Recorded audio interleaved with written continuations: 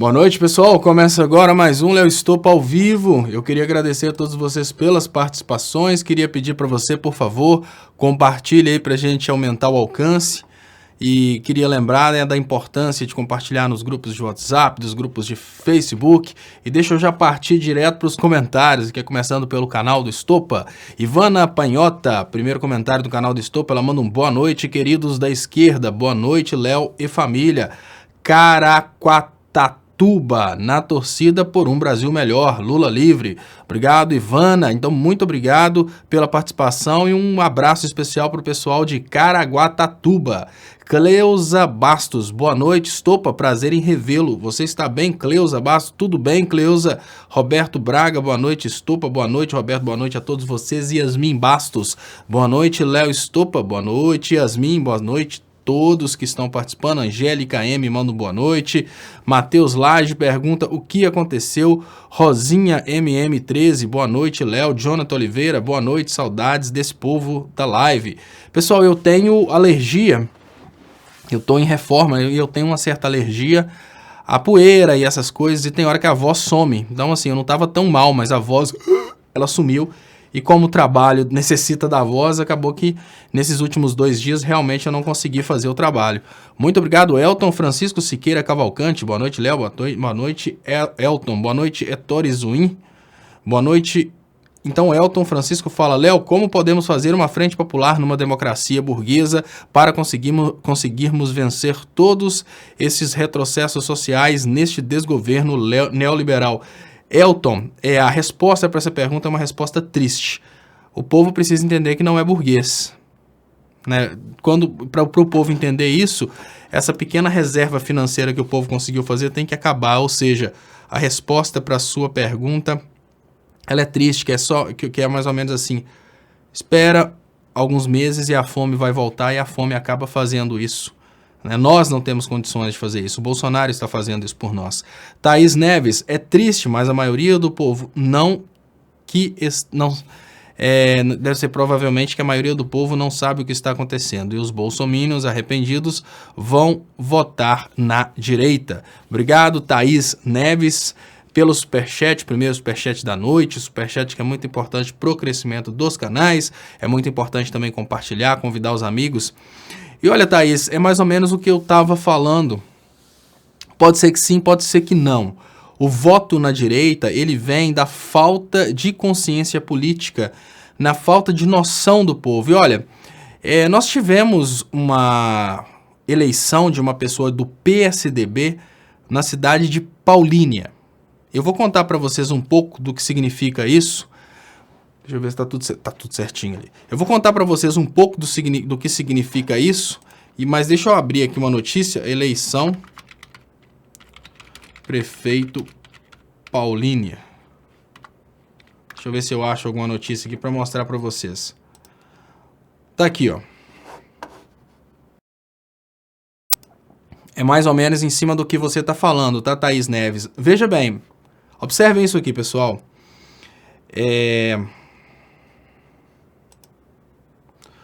Do Cancelato do PSDB é eleito prefeito de Paulínia em eleição suplementar. Eu acho que essa notícia é interessante porque essa notícia ela traz uma realidade de um evento de votação que aconteceu hoje. Apesar de ser uma cidade pequena em número de habitantes, é uma cidade que pode-se dizer que foi desenvolvida para atender a produção de petróleo, para atender a Petrobras. Então eu chamo a atenção de vocês da seguinte coisa, veja bem.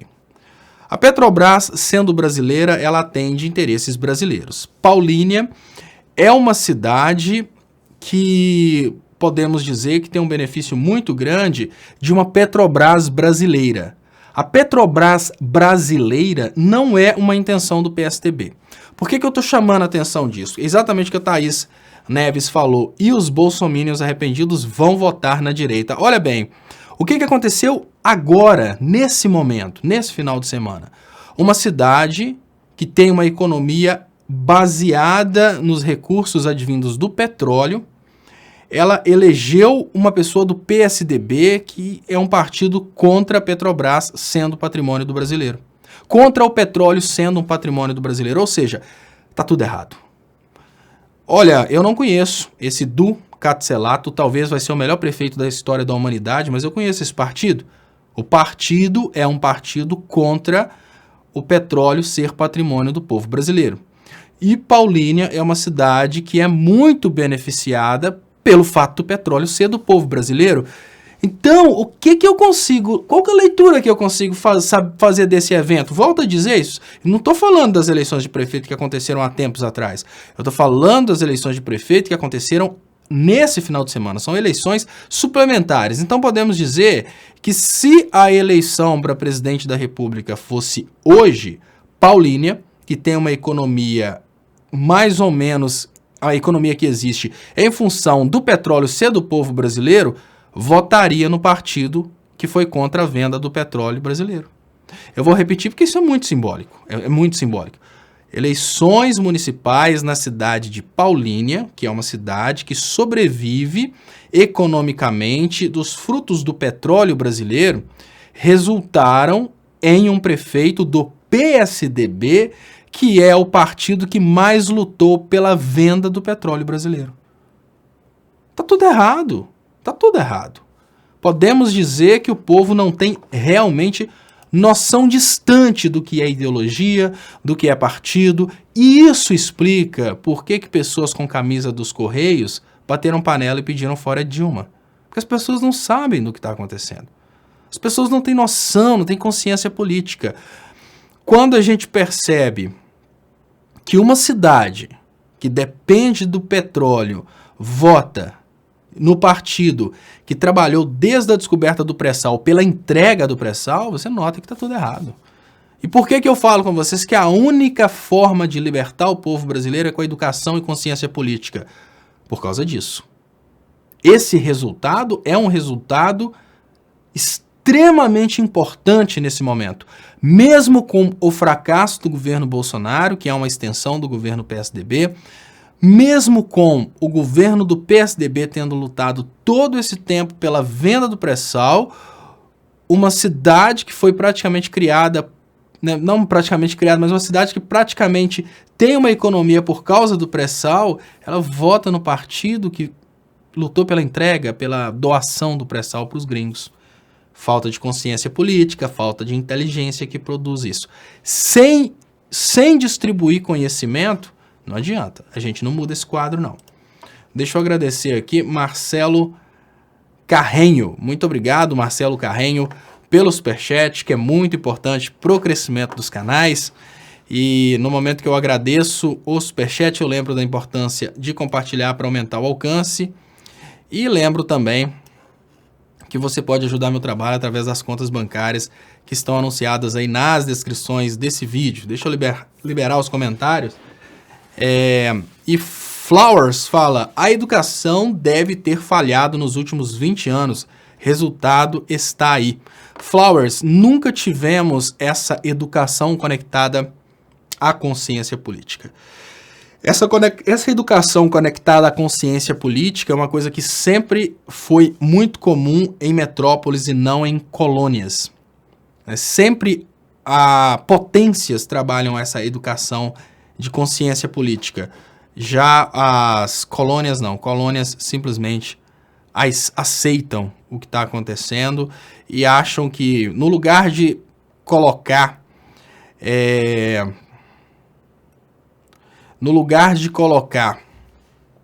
o povo com consciência política, os países subdesenvolvidos querem conquistar o povo idiota. Então, né, os políticos dos países subdesenvolvidos pensam assim: olha, no lugar de eu lutar pela educação desse povo, para transformar esse povo numa potência, vamos trabalhar pela conquista desse povo idiota mesmo. Infelizmente é isso.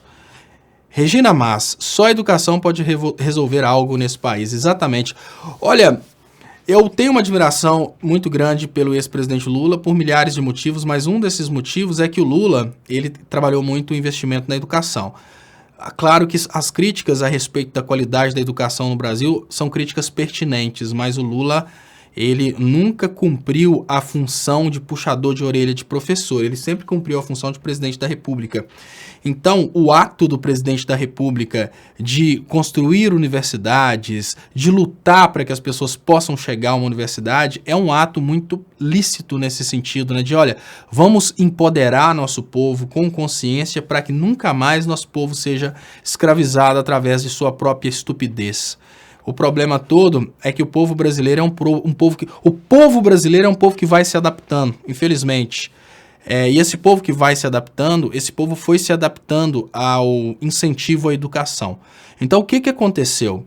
Enquanto o ex-presidente Lula e depois a continuidade do seu governo através da presidenta Dilma, enquanto esses governos trabalharam muito o incentivo para que as pessoas tivessem acesso à educação, por outro lado, os empresários da educação estavam criando formas de venderem diplomas e muitas pessoas chegavam às universidades, às escolas, não com a intenção de aprender e voltar com conhecimento para casa, mas com a intenção realmente de pegar o diploma. Então as pessoas estavam ali sentadas, mas não aprendendo porcaria nenhuma, porque o negócio era só pegar o diploma. Deixa eu agradecer Alessandro Nunes, Feriotto Pires, parabéns pelo conhecimento compartilhado e pelo árduo, necessário trabalho constante em prol da consciência. Valeu, guerreiro, #LulaLivre. Muito obrigado, eu agradeço muito, Alessandro, pela contribuição, obviamente muito importante para o crescimento dos canais. E no momento que eu falo com vocês, e Verônica Vidal fala que não é à toa que o sucateamento da educação é um projeto. Exatamente, olha, pessoal, são duas coisas que são matéria-prima para, digamos que, capital político do governo Bolsonaro é ignorância e fake news. Então, tudo que o governo Bolsonaro puder fazer para poder incentivar o aumento da ignorância do povo, ou seja, tirar investimento da educação, tirar o incentivo. Imaginem o que é um jovem que admira o Bolsonaro escutar que nas universidades federais só tem balbúrdia.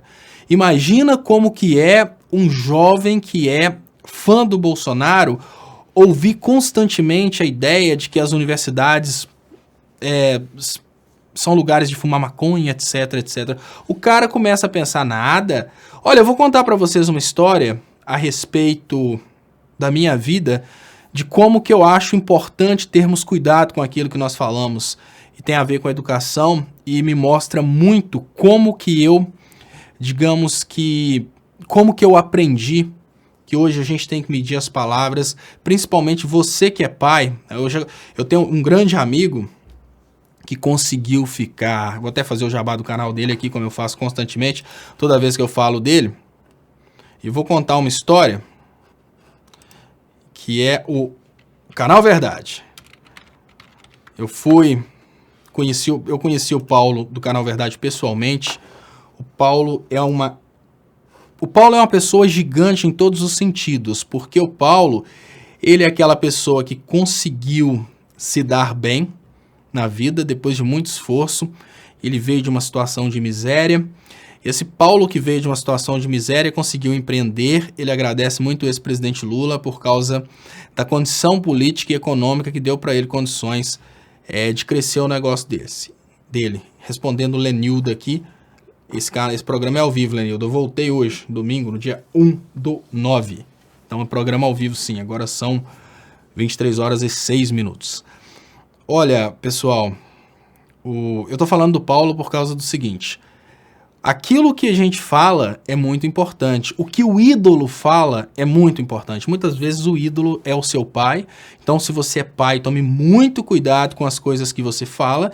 Se você é mãe, tome muito cuidado com as coisas que você fala, mas imaginem a responsabilidade de um presidente da República, de um jogador de futebol, a personalidade dos ídolos.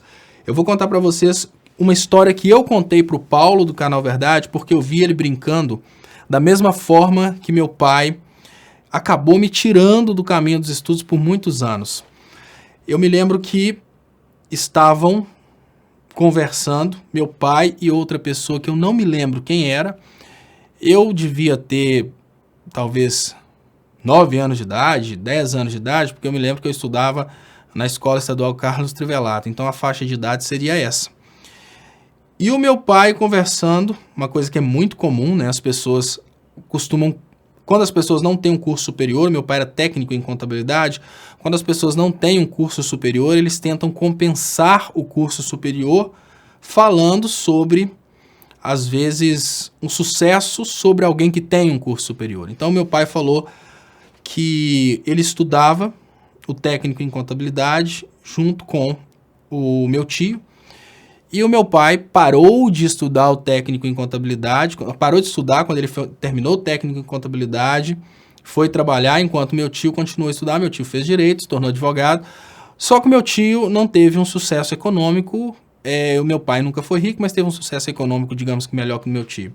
Aquilo ficou na minha cabeça, e eu coloquei na cabeça que eu tinha que partir direto para o trabalho. E pasmem, quando eu estava na oitava série a gente tem aí 14 anos de idade, eu montei meu primeiro negócio, eu comecei a mexer com pintura de camisa. Quem é de Ponte Nova deve lembrar que eu fazia pinturas de camisa, pintura de cartazes. Aqui em Ponte Nova tinha até uma banda na época que era Conexão Alternativa, banda da cidade. Eu fazia os cartazes, Conexão Alternativa. E tudo isso porque eu coloquei na cabeça que eu deveria trabalhar e não estudar. Então eu parei de estudar aos 14 anos de idade para trabalhar. E nisso eu fazia silkscreen, fazia instalação elétrica, fazia um monte de coisas. Eu fui voltar a estudar alguns anos depois e eu terminei o meu segundo grau no supletivo, porque eu parei de estudar aos 14. Quando eu tinha lá meus 19 anos de idade, eu queria fazer um técnico em eletrônica e a condição era ter o segundo grau completo, o ensino médio. E eu não tinha condições de ir para a escola e ficar esperando o tempo passar. Então eu fiz no supletivo. E hoje eu imagino quantas oportunidades eu perdi na vida porque eu interrompi os meus estudos, e eu interrompi os meus estudos porque eu ouvi o meu pai falando que as coisas para ele foram melhores do que para o tio que não estudou. E aí quando eu vi o Paulo, um amigão do canal Verdade, brincando dessa forma, né, que ele falou assim, eu não estudei, e eu acordo tarde e tal, e tem meu negócio, graças a Deus, graças ao ex-presidente Lula. Eu falei, olha, mas não fala isso perto do seu filho não, porque senão você tira dele a ideia de estudar. Porque você é uma pessoa que tem um dom administrativo. O caso do Paulo é o mesmo caso do ex-presidente Lula. O ex-presidente Lula não frequentou uma universidade, mas o ex-presidente Lula tem todo o conhecimento econômico, todo o conhecimento político de quem frequenta a universidade. O Paulo, quando ele conversa com...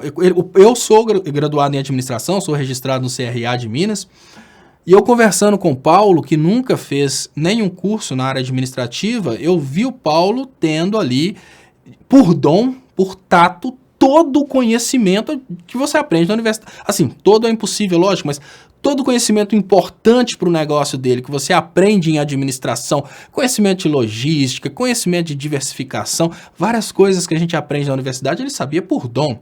Mas quantas pessoas sabem isso? Quantas pessoas sabem isso?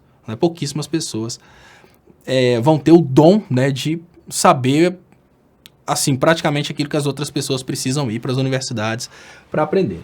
E por que eu contei essa história? Porque o meu pai conseguiu, através dessa fala que não foi direcionada a mim, que eu ouvi de longe, ele conseguiu me levar à ideia de que fazer universidade, fazer um curso universitário, era uma bobeira, não precisava fazer isso.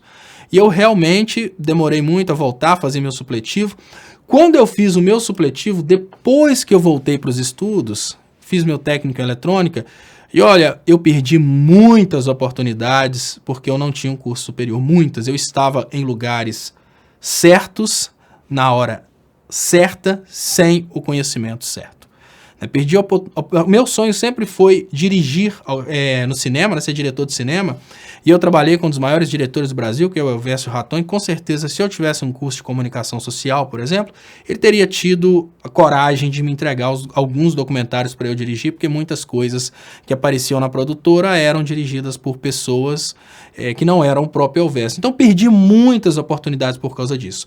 E eu estou contando essa história porque hoje nós temos um presidente da República que incentiva o não estudo. Nós temos um presidente da República que incentiva as pessoas a considerarem cursos universitários como sendo doutrinações.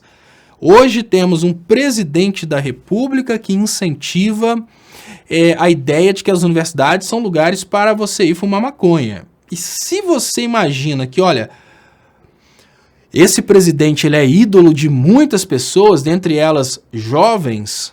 A tendência natural, pessoal, é de que daqui a poucos anos a gente tenha um Brasil bem pior que o Brasil de hoje.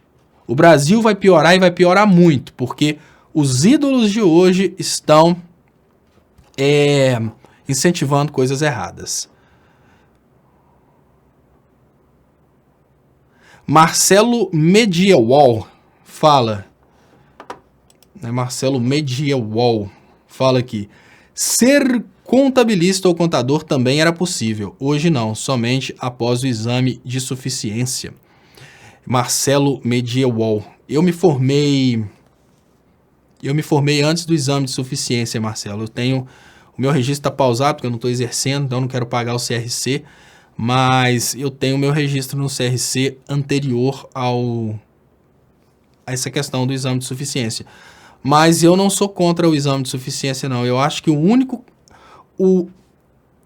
conselho que deveria sobreviver é o conselho que fizesse esse tipo de teste. Por exemplo, o CREA, para mim, é um conselho inútil, negativo, inclusive, porque ele cria obstáculos entre o contratante e o engenheiro. Já o CRC, não.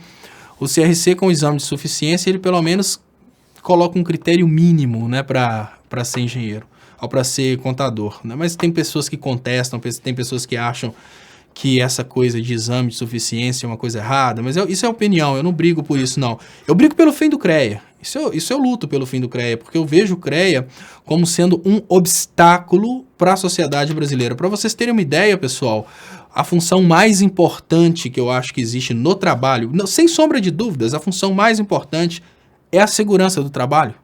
O que adianta existir o trabalho se não existe a segurança? Você sai de casa com a intenção de voltar com o sustento da sua família e você nem volta. Ou seja, a segurança do trabalho é a função mais importante. O CREA, ele cria obstáculos e tenta manter a segurança do trabalho como sendo uma exclusividade, um exercício profissional de exclusividade do engenheiro. Olha, eu sou engenheiro, sou administrador também e contabilista também. E eu falo com você, tanto o administrador quanto o contabilista poderiam se especializar em segurança do trabalho e poderiam, com isso, ajudar a sociedade a ter um trabalho mais seguro. Mas o CREA fica lutando para manter isso como exclusividade de engenheiro. Fora daqui não é assim, não.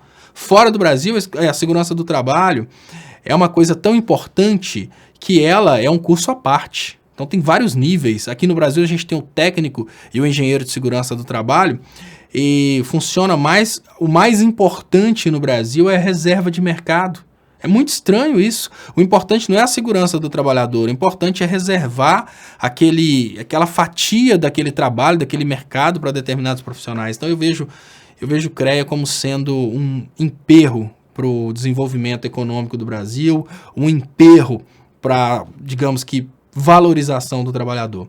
Sônia Maria Rodrigues. Oi, Léo, estava preocupada. Se você estava doente ou tinha acontecido outra coisa, feliz em te ver novamente. Beijos nas suas lindas garotas. Muito obrigado, Sônia Maria Rodrigues, pelo carinho, muito obrigado pela mensagem, muito obrigado pela ajuda financeira ao canal. Sim, a coisa tá melhorando, Sônia Maria Rodrigues.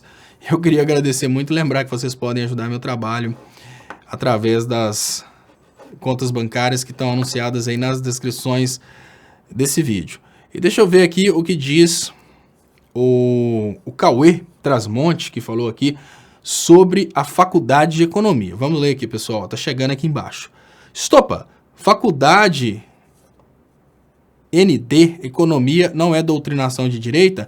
Então diz 3 economistas de esquerda. Olha, Cauê Trasmonte. Estopa, faculdade...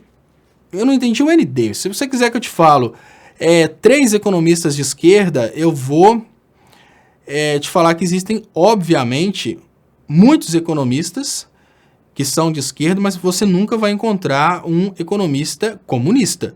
Então, isso depende muito, Cauê, de qual que é a sua visão do que é ser de esquerda. Porque, veja bem, eu me sinto de esquerda. Eu sou totalmente contra até mesmo a ideia de comunismo. Então, eu sou de esquerda, mas eu sou contra comunismo. Eu sou contra exageros na redistribuição de renda. Eu acho que você precisa redistribuir renda somente no lugar onde você realmente vai dar condições para as pessoas crescerem. Então você redistribui renda como saúde, educação. As pessoas que estão realmente em condição de miséria, ali você redistribui renda. E eu sou economista, me sinto de esquerda por isso. Agora, se você estiver procurando um economista comunista, porque se você é eleitor do Bolsonaro, você deve achar que ser de esquerda é ser comunista, né? Porque o eleitor do Bolsonaro, ele tá bitolado, ele acha que, não, é de esquerda. Não, se é de esquerda é comunista. Aí, se você é eleitor do Bolsonaro, você acha que ser de esquerda é comunista. Agora, se você é uma pessoa de centro, você acha que ser de esquerda é valorizar mais o trabalhador. Se você é uma pessoa de esquerda, aí você tem a sua visão de esquerda. Então é bem complicado. Por exemplo, se você pega a visão de John Maynard Keynes, que é um dos economistas mais citados do mundo, você pega até o Milton Friedman, você vai ver que existe toda uma política de keynesianismo. Qualquer economista que você busca, você vai ver que tem políticas de esquerda dentro da defesa do trabalho dele. Eu não considero os economistas austríacos como economistas, eu considero como lobistas, é diferente. Então, se você vê uma pessoa que defende, por exemplo, você procura a escola austríaca não tem um modelo matemático, a escola austríaca ela tem uma economia que pode ser compreendida por uma pessoa que está no ensino médio, então não é uma ciência para mim. É critério básico, né, para a gente imaginar que realmente é uma escola de economia. Uma pessoa, para compreender uma escola de economia, ela precisa de ter uma preparação, pelo menos, de ensino médio. A escola austríaca, se você pegar o material da escola austríaca, por exemplo, a pós-graduação em escola austríaca, que está lá no Instituto Mises.org, as aulas da pós-graduação em escola austríaca, você vai ver que o material pode ser compreendido por uma pessoa de quinta série. Então não é uma economia, é um lobby. É mais ou menos assim, eu vou explicar para você que o nosso jeito dá certo. Já a economia, né, de nível superior, é aquela economia que tem modelos, né, aqueles modelos se forem utilizados, por exemplo, se você pega um modelo econômico de qualquer escola de economia, volto a dizer, não considero escola austríaca como escola de economia, considero como grupo lobista.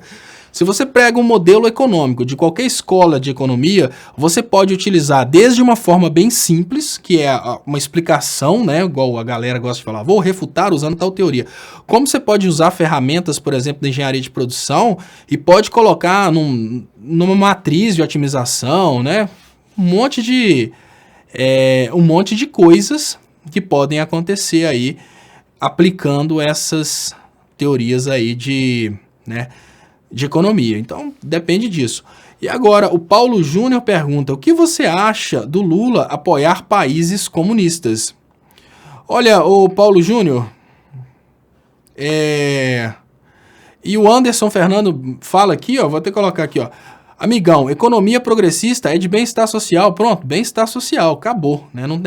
Não tem essa coisa aí de... não tem essa coisa de ficar nessa loucura total aí de dividir tudo, não. E agora o Paulo Júnior. Paulo, seja bem-vindo à live aqui da comunidade Leonardo Stolpa e canal do Stolpa. Nós dessa comunidade te recebemos com muito carinho e gostaríamos de dizer para você que a sua divergência de opinião conosco é só uma questão de respeito. Então, muito obrigado pela sua participação. E eu queria dizer para você o seguinte, nós aqui... O nosso negócio aqui, Paulo Júnior, Paulo J, né? Não sei se é Júnior. O nosso negócio aqui é discutir sensatez, tá? Então, olha, se você falar comigo coisa da seguinte maneira, olha, Lula, qual que é a relação que eu tenho com Lula? Eu tenho uma admiração de um ex-presidente da República que fez um governo, que fez um desenvolvimento econômico muito bom para o Brasil.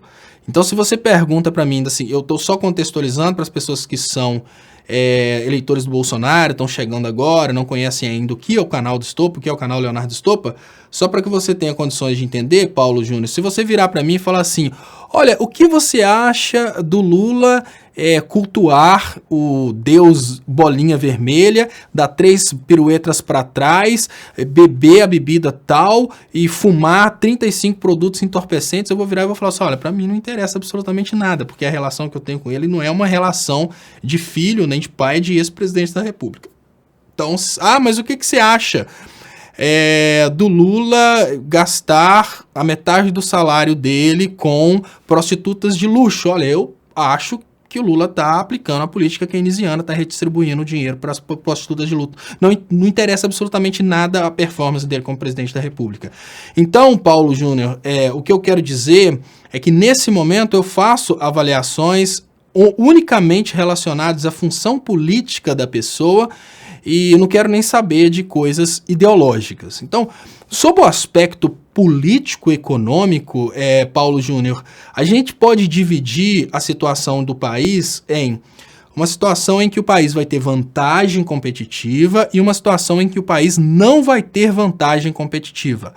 Quando a gente pensa hoje, Paulo J., sobre os países ao redor do mundo, a gente está numa situação de desvantagem em praticamente tudo, tá, Paulo? Porque hoje nossa indústria foi dizimada. Mas quando a gente volta na realidade do Brasil governado pelo Lula, a gente estava desenvolvendo uma indústria que estava muito crescente no Brasil, que era a indústria da construção civil. Além da indústria da construção civil crescente no Brasil, a gente tinha outras atividades industriais no Brasil que estavam bem fortes.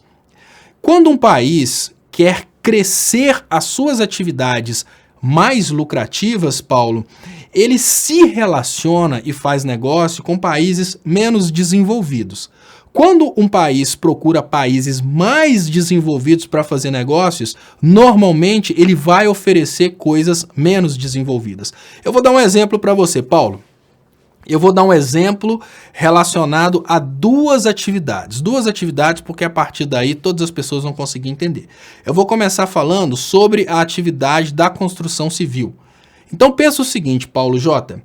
Se você é um pedreiro meia colher, Paulo, é um pedreiro que está numa situação intermediária. Ele está quase virando pedreiro, é servente, mas está quase virando pedreiro.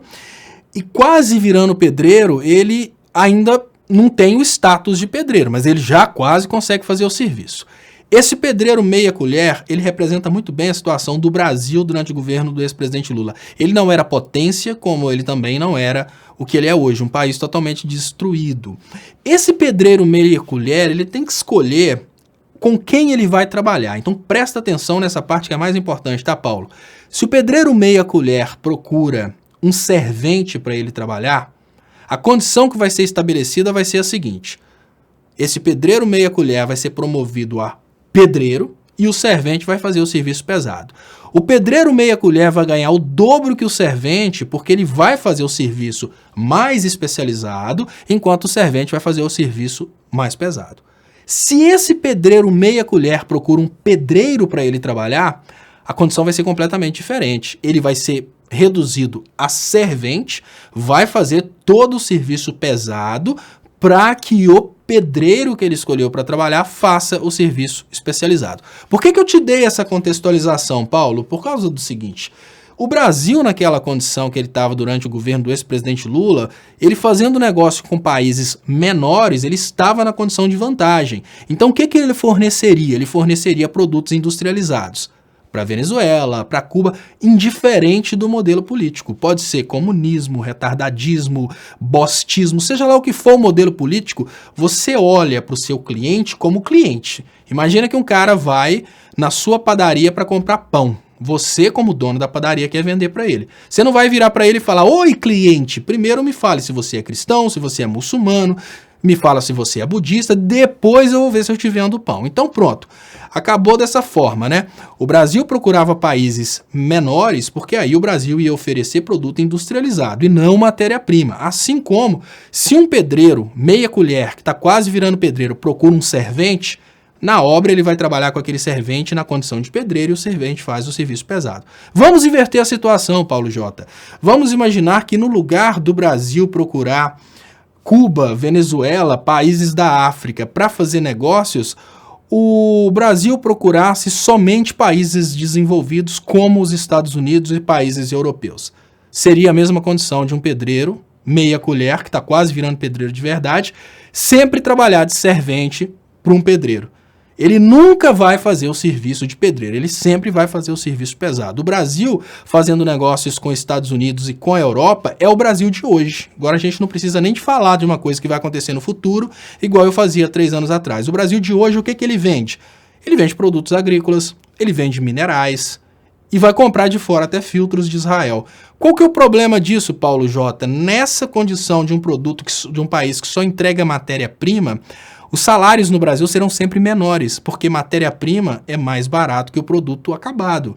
Então, o que acontece? É o que está acontecendo no Brasil. Os engenheiros brasileiros são despedidos e são recontratados para ganhar 30% do que ganhava antes. Então, essa condição que eu expliquei para você explica por que o Lula apoiava países que você chama de comunistas. O Lula não apoiava, o Lula fazia negócios. Assim como, se você é dono de um comércio, de uma padaria, você vai vender para quem for buscar o pão.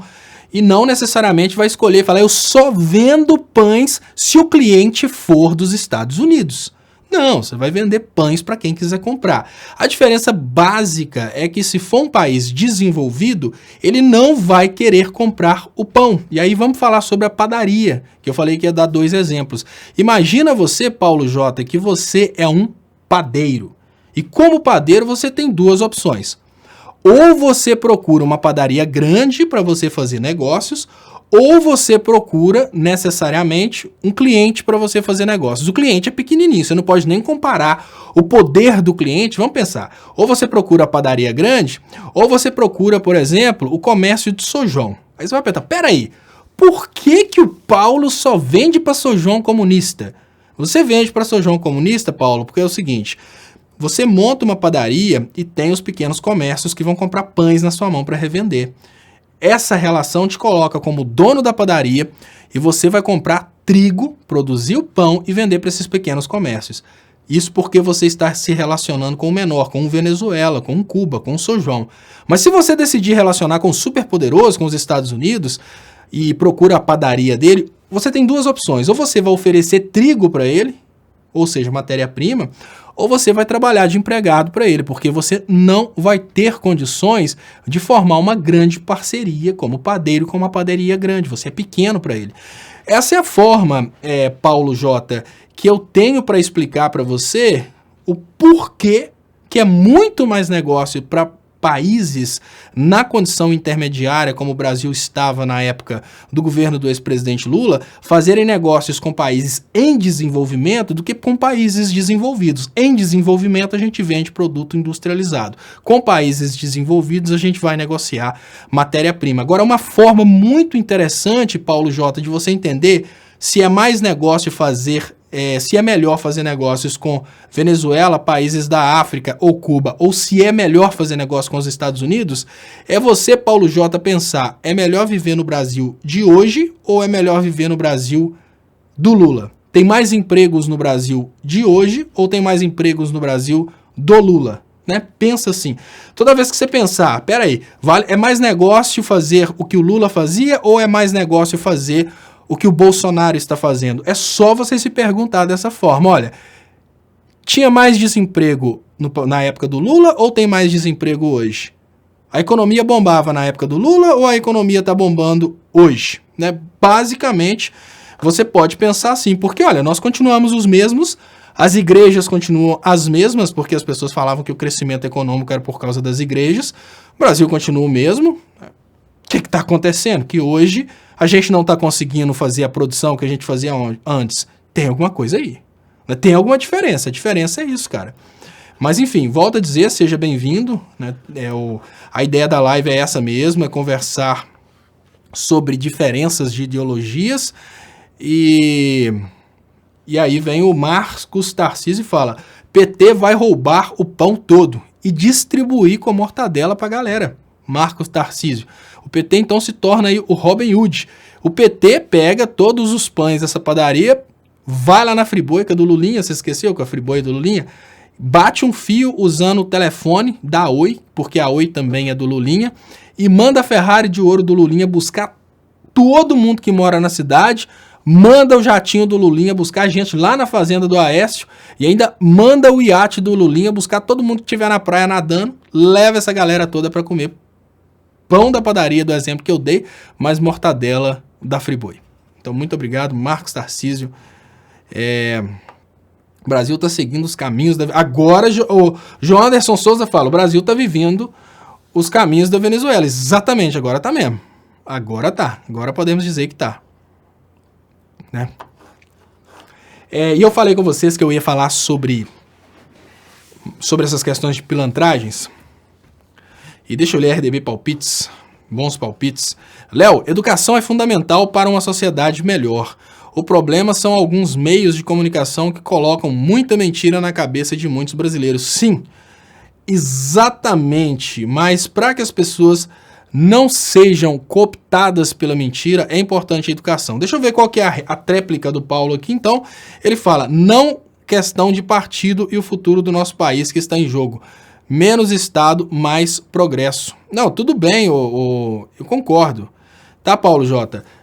O merda tá dizendo que o PT não apoia o trabalhador. Anderson Fernando Bentes Monteiro. Não, tem tudo isso, Anderson. Hoje, com a situação que nós estamos vivendo, depois da destruição do estado de bem-estar social, depois da destruição do Brasil, as pessoas que foram culpadas por isso, elas ou assumem o erro, ou elas procuram formas de tentar justificar o erro com uma frase idiota, com uma besteira qualquer. Então não se assuste, vai ter sempre gente falando isso, né? Vai ter gente que vai falar que o PT não investiu na educação, que é o Bolsonaro que está investindo. A gente vai ouvir isso tudo, mas enfim, faz parte. E o Ivonildo Brito pergunta para mim, eu vou ler isso, tá, Ivonildo? Interessante. Não é questão de partido, é o futuro do nosso país que está em jogo. Agora, olha que legal, o Ivonildo continua aqui, dá sequência no argumento, que é o argumento utilizado por eles, e eu vou responder. Ele fala, e quando o padeiro leva o calote, como fica? A intenção do Ivonildo é falar sobre o que disseram, né, que todos os países que faziam negócios com o Brasil davam calote. Não era assim, Ivonildo Brito. Olha, a inadimplência nos negócios é uma coisa que é normal e é calculada. Para isso existe a diversificação. E o que eu estou trazendo para você, Ivonildo Brito, não é uma justificativa para fazer negócios com países comunistas. É uma justificativa para você se aventurar nos negócios. Veja bem, Ivonildo, pensa assim. Olha, é muito mais confortável para um padeiro ele ser empregado de uma padaria grande e ter a certeza que ele vai receber o salário todos os meses, não é? Vamos pensar o seguinte, vamos pensar a padaria do Extra, né, que é uma empresa grande, a tendência é você imaginar assim, não, se a padaria do Extra, a tendência natural é que o Extra pague os funcionários, porque é uma empresa grande, a cabeça do brasileiro é mais ou menos assim. Então vamos pensar o seguinte, Ivonildo, olha, se a padaria grande sempre vai pagar os funcionários e não vai ter perigo de dar calote, o que faz com que várias pessoas, mesmo assim, tenham coragem de abrir a própria padaria no lugar de arrumar um emprego numa padaria grande? E a resposta para isso chama-se risco e recompensa, tá, Ivonildo? Olha, quando você se lança no mercado, eu estou te falando sobre teoria econômica, não leva para o lado ideológico, por favor. Quando você se lança no mercado, existe uma possibilidade muito grande de você tomar calote, mas existe a possibilidade de você não tomar calote. Para você entrar num negócio de extrema segurança, o lucro é menor. Exatamente, ó. Se você quiser, vamos pensar na poupança. Se você quiser guardar seu dinheiro no banco, o menor risco que tem é a poupança. Mas em contrapartida, você só tem correção monetária, você não tem remuneração do dinheiro. Aí existem uns investimentos mais arriscados que você pensa, não, eu quero ter 1% de juros ao mês. Poupança eu não quero, não. Aí você coloca no investimento que tem risco. Você pode também não ter 1%, pode perder dinheiro, inclusive. Mas a ideia é que aquilo dê uma recompensa maior. O que poderia acontecer, Ivonildo Brito, seria o seguinte. O Brasil, ele teria a opção de continuar sendo um país agrícola para o resto da sua história e não se aventurar no mercado internacional abrindo linha de créditos para países em desenvolvimento. Então vamos pensar o seguinte, olha, Vamos pensar um Brasil conservador, né, que é exatamente a crítica que você faz para algumas inadimplências que aconteceram, acaba criando aquela ideia de que você tem que ter um país conservador. Então vamos pensar assim, o país vai ser conservador, então ele não vai vender produtos industrializados porque ele pode tomar calote de países menos desenvolvidos com o Brasil. Então ele vai vender apenas matéria-prima para os Estados Unidos porque a garantia de que os Estados Unidos vão pagar, ela é obviamente maior por causa do tamanho da economia americana. Então você fica pensando, nossa, beleza, os Estados Unidos vão pagar. Mas em contrapartida, Ivanildo, se você fica conservador demais vendendo só produtos industrializados, só produtos não industrializados, só matéria-prima, o seu lucro é muito pequeno, cara. Então o que acontece? Aí o padeiro ele ganha pouquinho, só o salário dele. É o Brasil vendendo, por exemplo, milho, soja, só isso. O que acontece? O salário do brasileiro que saiu de 75 dólares e chegou a 300, o salário mínimo, ele jamais poderia chegar nesse patamar. Ele continuaria sempre pequenininho, porque o Brasil sempre continua sendo a mesma coisa. Mas existe uma possibilidade do padeiro pedir demissão da padaria, onde ele tem o salário garantido, e montar a própria padaria. Quando ele monta a própria padaria, ele começa a trabalhar uma coisa que chama diversificação de risco. Ivanildo, olha, ele vai fazer a seguinte coisa, olha, não tem possibilidade de eu vender só à vista, não existe essa possibilidade. Imagina um mercado que não compra, que só compra a prazo, né, que é o mercado geopolítico. Então o que o país faz? Olha, eu posso abrir linha de créditos e incentivar pessoas a comprarem meu produto. Então esse padeiro vira e fala, por exemplo, para uma empresa que tem na cidade dele, vamos pensar uma empresa que está começando, a fábrica de móveis Behringer.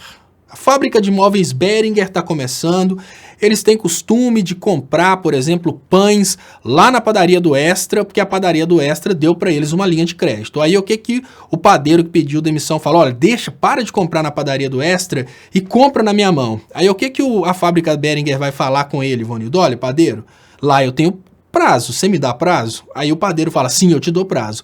Ou seja, o padeiro que antes tinha o salário garantido, agora ele tem um cliente que compra a prazo. Esse cliente pode dar o calote, como pode não dar calote. Se ele der o calote, é um prejuízo. Se ele não der calote, é muito lucro, bem maior que o salário de antes. E como que você faz para diversificar, Ivanildo Brito? Vários clientes. Porque se um der calote, o lucro do outro compensa. Essa diversificação, que é chamada na economia de navy diversification, ela funciona, por exemplo, nos bancos. Um banco coloca um pouco de dinheiro no empréstimo para automóveis, coloca um pouco de dinheiro no empréstimo para casa própria, um pouco de dinheiro no empréstimo para isso, para aquilo, que se uma área entrar em recessão, por exemplo, empréstimo para casa própria, que bolha especulativa do imóvel, pá, todo mundo parou de pagar. Os empréstimos para veículos, eles dão lucros.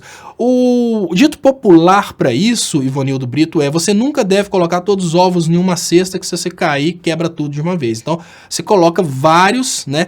Você coloca os ovos divididos em várias cestas.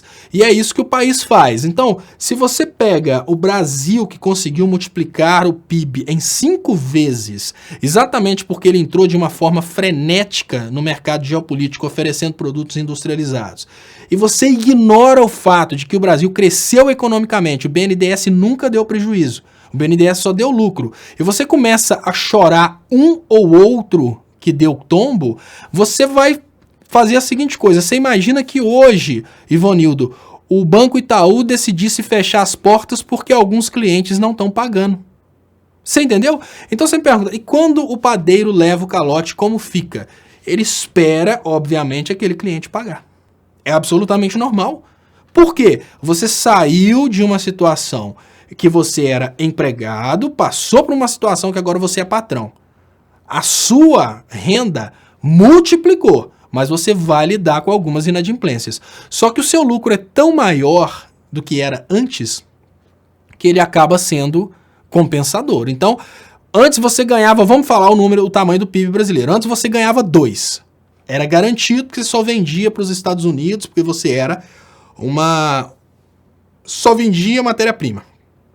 Aí você se torna uma quase potência geopolítica e começa a lidar com todos os países subdesenvolvidos e começa a oferecer para eles vários trabalhos. E de uma hora para outra, você começa a ter algumas inadimplências, mas você não ganha mais 2, você ganha 10. Essas inadimplências fazem parte, obviamente, do negócio. Calote. Você acha que os Estados Unidos não levam calote? Você acha que a China não leva calote?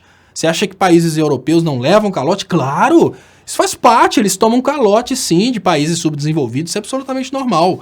E aí o que acontece? Esse calote vai rodando. Os Estados Unidos, para você ter uma ideia, tem vezes que para resolver o problema, que às vezes eles levaram calote, por causa do calote o país para de comprar, eles perdoam a dívida só para o país voltar a comprar. Ah, é porque tem que fazer isso para país comunista? Olha, não sei. São jogadas econômicas. Isso faz, né, faz parte. Agora, o corpo bombável fala, estopim, o BNDES dava lucro porque o governo cobria esse estopim. Ou um corpo bombável, não pode não, corpo bombável. Não pode não. O banco BNDES, Banco Nacional de Desenvolvimento, é outra coisa. O governo não pode ficar chuchando o dinheiro no banco. O governo pode pagar aquilo que ele mesmo pegou no banco.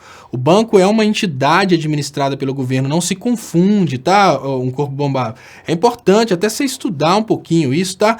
Para evitar de você cair em armações aí de grupos liberaloides. O BNDES está sendo destruído nesse momento, que ele oferece uma concorrência muito grande aos bancos privados. Mas o governo brasileiro, o dinheiro que ele pode entregar ao BNDES é o dinheiro que o próprio governo usou do BNDES. Vamos imaginar que vai fazer uma estrada, por exemplo, Minas até Goiás. Já tem, obviamente. Vamos pensar que vai fazer outra. Aí o governo federal vai lá e pega esse dinheiro no BNDES. Depois esse governo paga esse dinheiro no BNDES. Mas é uma instituição administrada pelo governo, mas é uma instituição diferente. Igual, por exemplo, na Caixa Econômica Federal, o Fundo de Garantia, a Caixa é curadora do Fundo de Garantia. Então, assim, o governo pode até pegar o dinheiro emprestado para alguma atividade que a lei permite o uso do dinheiro do Fundo de Garantia. Mas não é essa coisa de pega, né? Não é assim não. Né? Dá uma estudada a fundo para você entender. Não é assim, o BNDES deu prejuízo, o governo vai lá, não. O BNDES sempre deu lucro, um corpo bombado. Mesmo emprestando dinheiro para comprar o jatinho do Dória, que inclusive, o Dória é um político do PT. Né? Deixa eu agradecer aqui. Carlos Eduardo, boa noite, Léo. Quando se vê uma matéria que foi ao ar falando que o cargueiro KC-390 de fabricação da Embraer e saber que a empresa foi privatizada é lamentável. Carlos, muito obrigado pela participação. Carlos, a Embraer foi neutralizada, né? Não é privatizada. A Embraer, ela já foi uma empresa estatal, ela foi privatizada no passado, só que ela era privatizada e era capital de brasileiros. Era uma empresa, a Embraer. Agora a Embraer foi incorporada a outra empresa e deixou de existir como Embraer. Ou seja, a outra empresa comprou a Embraer, assim como a Coca-Cola compra refrigerantes locais para tirar do mercado. Infelizmente, né? Essa situação aí, difícil. E o Anderson Fernando, ele lembra aqui que o PT deixou uma reserva bilionária.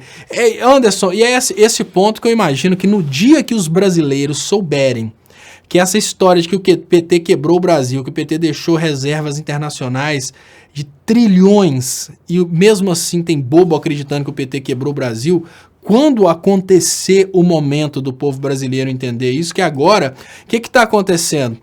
O brasileiro tirou o PT porque o PT quebrou o Brasil. Agora o governo Bolsonaro, o governo Guedes, está sobrevivendo em cima do dinheiro que foi deixado pelo PT em reservas internacionais. Eles já estão leiloando. Então, enfim.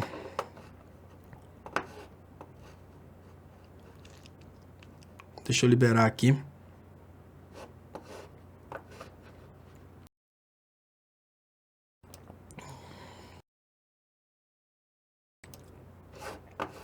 Aí, esse personagem aqui, ele não pode ser um personagem... Ele quis juntar atrocidades aqui, mais atrocidades, e quis fechar com o da Silva. Ele é Jair Ustra Olavo da Silva. Isso é muito opressor, seu Jair Ustra Olavo da Silva. E o Edilson Agostinho fala, só você acredita nisso. Olha, Edilson, se você estiver falando de mim, eu acredito. Foi mal aí, velho. Acredito sim. Mas agora eu quero falar com vocês sobre essa notícia aqui. Porque, pessoal, hoje tava rolando um bate-papo, eu fiz até um vídeo sobre isso.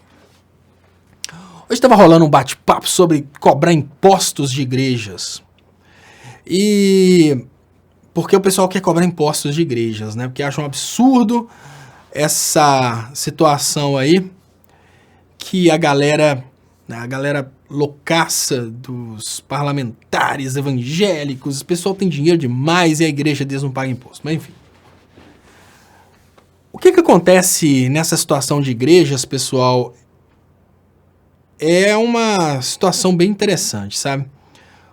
O cara monta a igreja, muitas pessoas montam a igreja para terem acesso a determinadas coisas sem pagar impostos. E é praticamente impossível imaginar que as igrejas elas vão começar a pagar impostos porque os parlamentares, muitos deles, têm esquemas com igrejas para não pagarem impostos. Uma das picaretagens mais profundas que eu já ouvi foi uma vez que o Silas Malafaia falou que ele estava comprando um carro de 1.500.000 e que não ia colocar em nome dele, que ele ia colocar em nome da igreja. O carro estava vindo para ele da Europa, me parece, e não ia colocar em nome dele, ele ia colocar em nome da igreja. Ele falou isso, provavelmente os fiéis, né, aplaudiram, pensando, nossa, que homem de Deus, vai comprar o carro e vai dar o carro para a igreja dele, gente. A igreja dele. Você pega, por exemplo, o Império Valadão, lá em Belo Horizonte, é deles. Saiu o Márcio do Valadão, então agora o André Valadão é deles. Então tudo que eles puderem colocar em nome da igreja é deles, sem pagar imposto. Isso é uma picaretagem dos infernos. Mas isso não vai cair.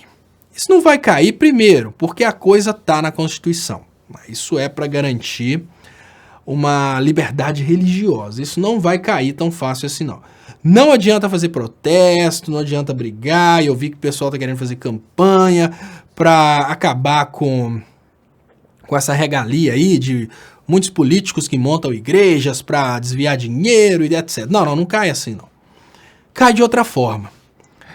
Você tem direito de montar uma igreja. Ah, mas não acredita em Deus. Não, a maioria dos parlamentares da bancada evangélica não acreditam em Deus. Eles usam Deus para ganhar dinheiro.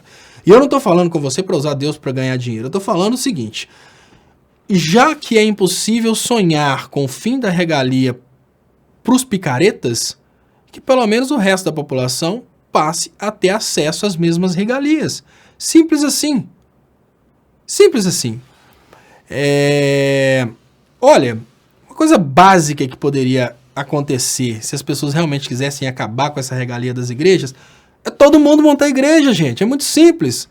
Todos vocês podem montar uma igreja. E a partir do momento que vocês tiverem as igrejas, vocês começam a colocar as coisas que pagam os impostos em nome das igrejas. Façam igual os políticos. Vai chegar no momento que o treco vai estar tão insustentável que eles vão ter que cobrar de todas as igrejas. Então, quer colapsar o sistema de corrupção que usa igrejas para não pagar impostos? É só divulgar essa ideia. Só divulgar isso. Olha, você paga tanto de imposto sobre seu carro, sobre isso. Sabia que se você montasse uma igreja, você ia economizar tanto? Todo mundo monta igreja. Se todo mundo monta igreja, você nem precisa abrir portinha de igreja, não. Nem precisa, basta montar o registro da igreja. Aí essa igreja congrega antes, congrega na sala da minha casa. E precisa ser igreja evangélica? Não! A Constituição ela é muito clara. Se você quiser montar uma seita satânica, é religião, é direito seu. A Constituição ela dá liberdade religiosa. Então você monta a igreja para Santa Caneta Azul. Quem vai contestar o seu direito de adorar a Santa Caneta Azul? Não tem adoração ao Santo Daime ou Henrique Cristo? Tem várias adorações que às vezes são até verdadeiras, mas não falam muito com a gente. Então, você monta uma igreja dentro do papel direitinho, procura seu contador. Eu lembro que quando eu trabalhava com meu pai no escritório de contabilidade, tinham vários que montavam igrejas e a gente sabia. A gente não pode falar, lógico que o contador não vai poder virar para você e falar que você não acredita em Deus, que você é um picareta. Ele nunca vai falar isso, ele vai montar para você e pronto. Você vai parar de pagar os impostos, vai ter aquelas regalias e etc. E o contador só vai poder comentar, eu acho que essa igreja desse cara é de fachada. Como tem várias. Tem várias. Ó, e é uma coisa básica. Se todo mundo montar, a coisa cai. Aí todas vão ter que pagar impostos. Patrícia S. Léo, recomendo o portal do José que faz uma análise racional da Globo e do Guedes, que destrói o Estado e é um banqueiro, devedor de fundos de pensão. Patrícia S., muito obrigado. Então, ela está recomendando aí, ó, portal do José, que faz uma análise racional da Globo e do Guedes. Muito obrigado pela ideia. E deixa eu ler a piada trazida aqui pela Bruna Gonçalves. Bruna Gonçalves fala: estopa, hoje o Moro acordou assustado com uma moto perto de sua janela. Ele disse que a moto fazia um barulho assim, ó. Glem, glem. Boa. Santa Igreja da Caneta Azul foi sensacional. Viva a vida. Qualquer uma. Artemise Rocha Antunes, Marlene Marta, estás cozinhando. Imagina se não estivesse. Cauê Transmonte, ou seja, migalha para o povo, Bolsa Família e o grosso para a elite. Claro que acaba em corrupção essa relação da elite com a política. Cauê Transmonte. Olha, Cauê, sempre que o povo aceitar a migalha, a elite vai ficar com o grosso, né? E se as coisas se invertessem? Mas olha, Cauê Trasmonte, grande parte do povo é um povo alienado que votou no Bolsonaro, um povo alienado que doa tudo que tem para a igreja. Você acha que esse povo vai lutar para receber o grosso? Se tiver um presidente bom o suficiente para conseguir tirar um pouquinho das elites e entregar migalhas para esse povo, já tá bom demais. Porque esse povo não se movimenta. Agora, mas pode ficar tranquilo, Cauê Trasmonte, porque agora, com o Bolsonaro, esse povo ele vai perceber que ele recebe migalhas e pode ser que ele diminua aí esse nível de alienação e derrube o sistema. Mas, enfim, tudo isso faz parte. Lembrando, né, que o Bolsonaro, agora ele é abençoado. Né? E falando do Bolsonaro, pessoal, eu vou trazer para vocês essa notícia aqui. Olha, eu não obviamente, o que eu tenho para falar com você sobre o câncer é que o câncer eu não desejo para ninguém, para absolutamente ninguém. Meu pai morreu de câncer, é uma doença perigosíssima, né? Maligna mesmo. E o Bolsonaro vai voltar ao hospital. Quem acredita na tese da facada, né, tem uma visão completamente diferente. Eu não acredito na tese da facada, eu acredito que o Bolsonaro operou de câncer. E como ele vai voltar ao hospital para nova cirurgia, é porque o câncer está se espalhando, na minha opinião.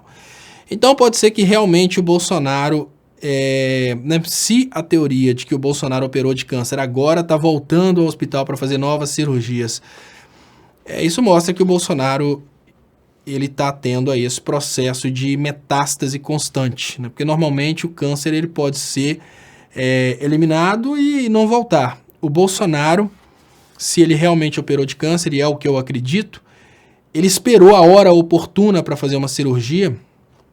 Lembrando, né, vou trazer para vocês aqui, vou ver se eu consigo achar aqui na internet. Bolsonaro, oração na barriga. Olha só, alguns meses antes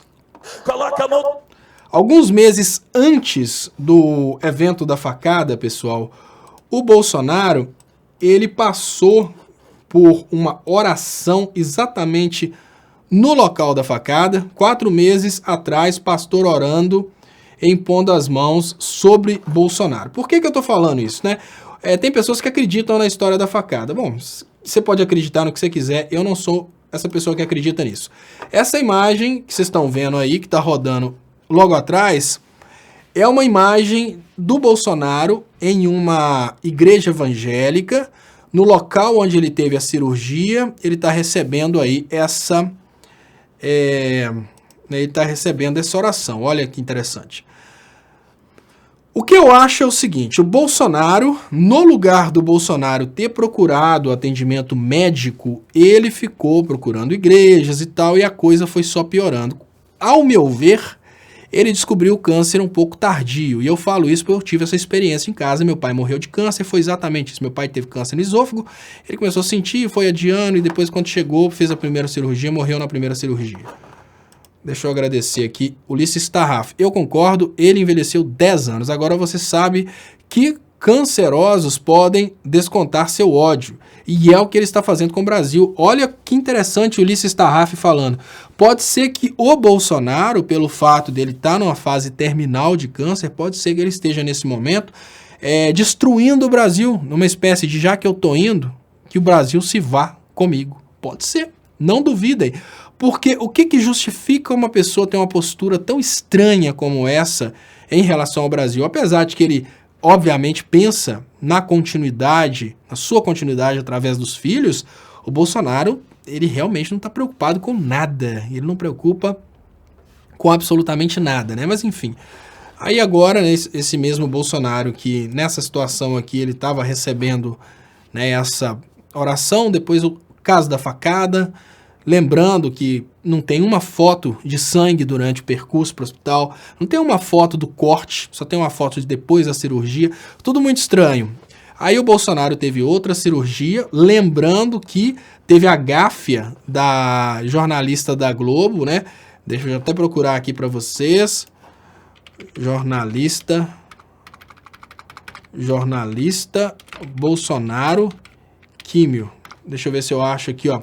Jornalista diz que Bolsonaro faz quimioterapia e causa polêmica, né? Isso aqui é muito importante porque a gente vai juntando os pedaços, tá, pessoal? Ó, a comentarista política e jornalista Eliane Catanhede, da Rádio Eldorado, afirmou que o presidente Bolsonaro recebia nessa quarta-feira, de 13 de fevereiro, sua última dose de quimioterapia em um programa ao vivo. Então, olha, essa mulher soltou aquilo que é o Freudian Slip, né, no Brasil, o ato falho, e acabou falando que o Bolsonaro estava recebendo quimioterapia na sua última cirurgia. E aí, até então, existia uma esperança do Bolsonaro e da família do Bolsonaro, que tudo estava resolvido. Bolsonaro, que está cada vez, a gente nota um Bolsonaro bem destruído. E aí agora, né, tem essa notícia. Bolsonaro passa por exames e fará nova cirurgia em São Paulo.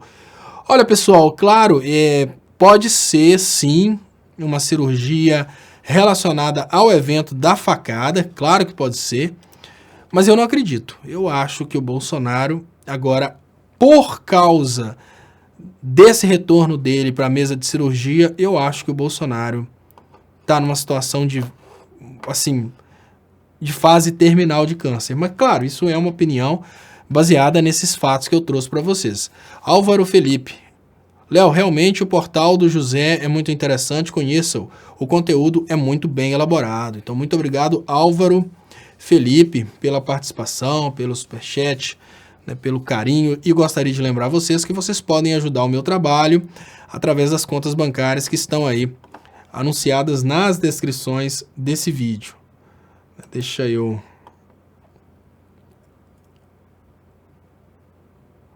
liberar aqui os comentários.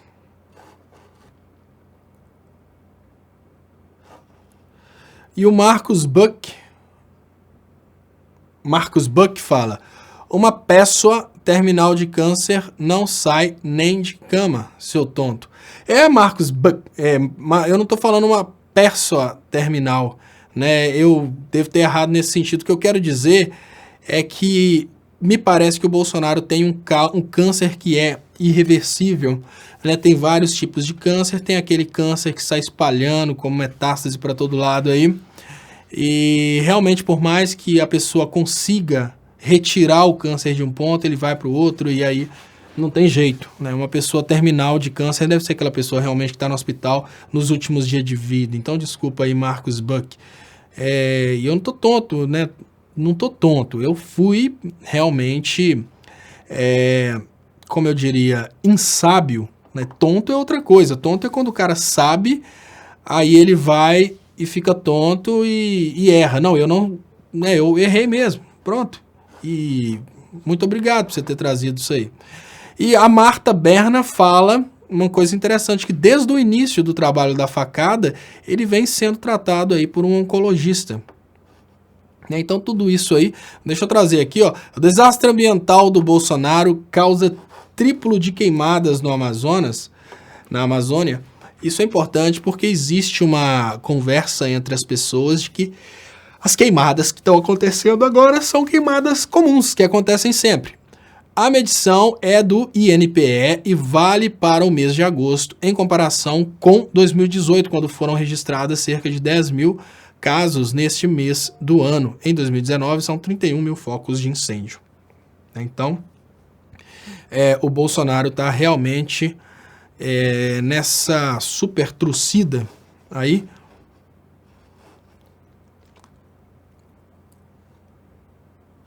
E Vandercy Oliani fala aqui, ó. Bolsonaro está com uma energia tão bonita, né? Vandercy Oliani. Eu não sei o que seria uma energia bonita, não. A Gláucia Leal é uma pessoa bonita. Muito obrigado pelo superchat. Bolsonaro sempre foi raivoso e incompetente, agressivo, sempre preconceituoso e cruel. Talvez esteja doente, mas o mau caratismo independe disso. Muito obrigado, Gláucia Leal.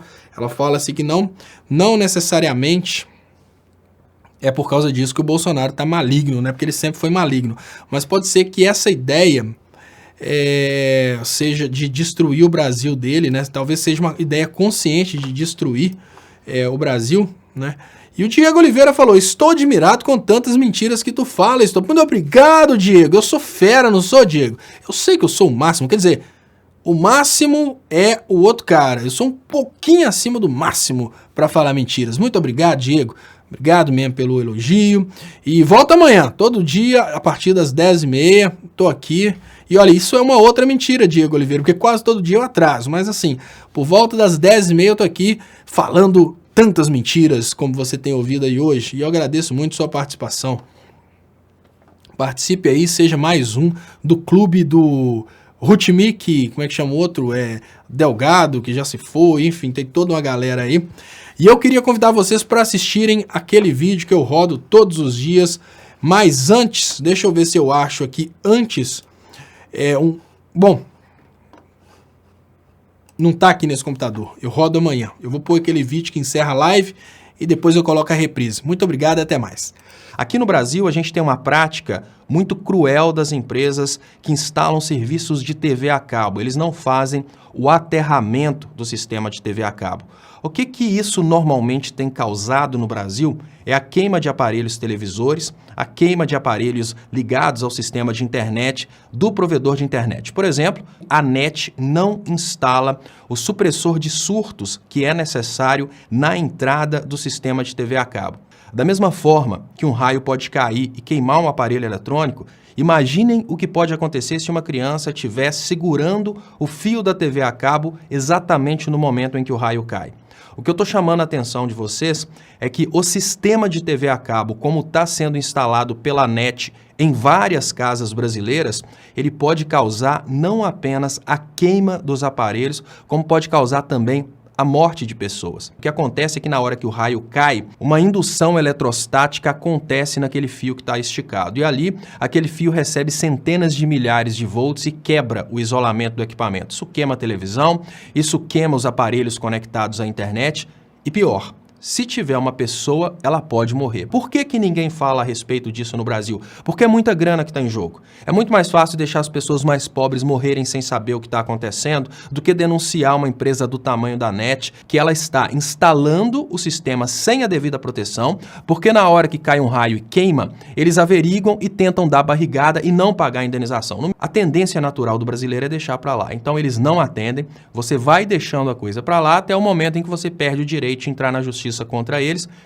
Estatisticamente fica mais barato para eles desrespeitarem o Brasil do que atenderem adequadamente. Aí que entram as agências regulamentadoras para exigirem essa condição de segurança. No Brasil eles têm um lobby muito forte